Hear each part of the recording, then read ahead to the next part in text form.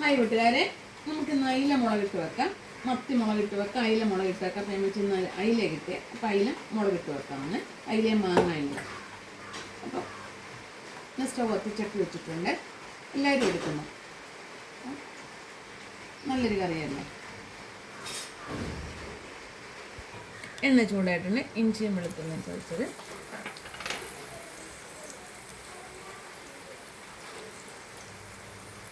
രണ്ട് പച്ചമുളക്,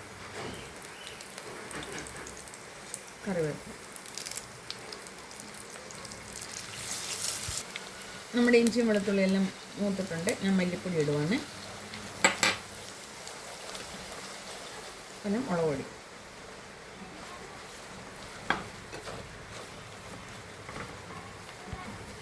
നമ്മുടെ മുളക് പൊടിയും മല്ലിപ്പൊടിയും എല്ലാം നല്ല വൃത്തിയാണ് മൂത്തിട്ടുണ്ട്.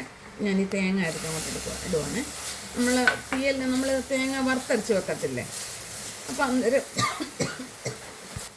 നമ്മൾ തേങ്ങ വറുത്തരച്ച് വെക്കത്തില്ലേ, അപ്പോൾ അതേപോലെ തന്നെ നമുക്കിത് കിട്ടും. മാങ്ങ ഇട്ട് വെക്കാം. നമ്മളിങ്ങനെ ചെയ്യാമെന്നുണ്ടെങ്കിൽ നല്ല ടേസ്റ്റാണ്. അയിലയൊക്കെ അങ്ങനെ വെക്കുമ്പോൾ നല്ല ടേസ്റ്റാണ്. അപ്പോൾ തേങ്ങ പ്രത്യേകിച്ച് നമ്മൾ വറുത്തരയ്ക്കേണ്ട കാര്യമില്ല.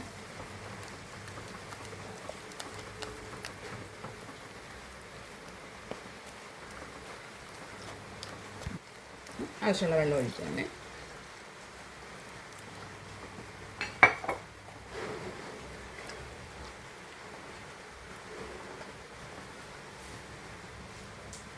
മഞ്ഞൾപ്പൊടി,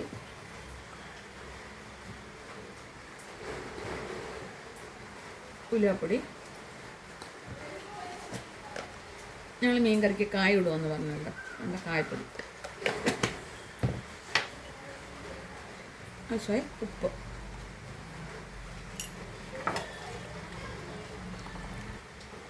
ഇതൊന്ന് തിളച്ച് വരട്ടെ. അരപ്പൊക്കെ തിളച്ചിട്ടുണ്ട്. അയില പെറുക്കിടുവാണ്. ഇടത്തൊരു അയില, അപ്പം അയിലയ്ക്ക് വില കുറവല്ലേ.